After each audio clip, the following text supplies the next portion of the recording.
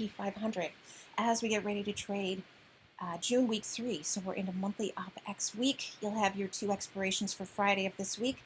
Also, this week on Friday, we'll have the ES contract expiring, the June symbol expiring on the open Friday morning as well.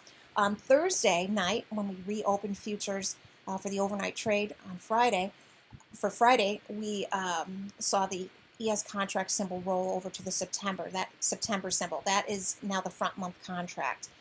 So we saw a pretty big sell-off into the close on Thursday. I'm pointing over here to the left side of the intraday S&P 500 chart. That had a lot to do with that contract symbol rolling over that night. And then we had a big gap down open on Friday. So basically, here's a chance for big holders of ES to really trap in people who are long ES above 4,000.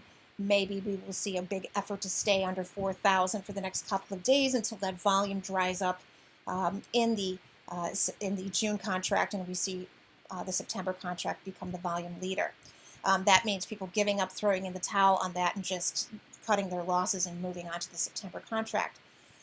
If we see continued hold of the 3,900 handle as well, that could be trying to trap in people who are short below 3,900, that contract. So we're really going to keep our eyes on who's going to win the game here, 4,000 or 3,900 to the downside. On Friday, we gapped down open after the CPI data, and you can see this first candle was a huge point range, and after that we were really stuck for the most part for the rest of the day below 39.50 and above 3900. And into the very end of the day, we had a little sell program that took us for a dip under the closing low, but they reeled it back in to hold a slight little closing, higher close against this one from May 19th. So May 19th is still our closing low for the year at 3,979. Close Friday was 3,986. So about a 7-point hold to just try and tack in there and keep that higher closing low for the year. We'll see if that continues on Monday. Taking a look at the roadmap here, you can see this big gap between Friday's open and Thursday's close. And we're just really sitting on this ledge here at 3,900. If we're going to just break this on Monday morning, maybe with a gap down open, I'm looking for a move down to 38.50, and that's it. Try to hold there, and I'll show you why in the next chart. This is where the bottom of the bull fork is coming in on Monday, and it's a sort of a gently rising line compared to the degree of angle that we have on our bear fork. It's only about 4 or 5 points a day.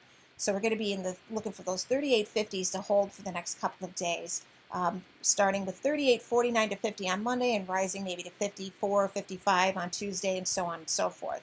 If we get down here below 3,900, we can at least hold around 38.50 and close around here.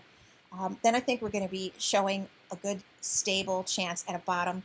We have PPI data coming our way on Tuesday. Maybe the market is going to reverse on that. Maybe it's going to be one of those days where we see a reversal on bad news. That's where you really see bottoms take place in the market.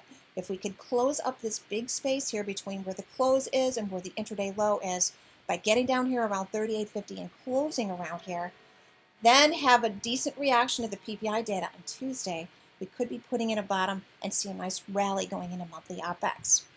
If we come in with an inside day on Monday, that could be understandable as well. Maybe stuck in that same kind of range we saw most of the day on Friday between 39.50 and 3,900. If we come in with any kind of a rally on Monday, we're going to be trying to go after this big gap that we put in between Thursday's close and Friday's open and trying to go after the 20-day. And the reason for that would be because we put in 2 daily closes below it, and maybe we're going to try to fend that off and get at least a daily close back above the 20-day and cut this off at 2 daily closes in a row rather than letting 3 in a row get set in there. So finally, let's take a look at our forks chart, our more simplified daily chart. And you see this rising bull fork underneath us. This is the thing that I'm looking to hold on Monday and become an important element that we can count on to hold us. And if it can hold us here, then our median line is going to be our target to the upside once this all settles out. So there's my thinking on that and the reason that I'm liking 38.50. If we break below this, then simply what we want to do is see the 38.10 low hold, and maybe we hold a closing low down here somewhere and maybe the point of this fork ends up moving over to here instead, and we see the angles and the trajectory on a new bull fork, and maybe an even higher target to the upside on the median line. So we'll see if that's the way things go.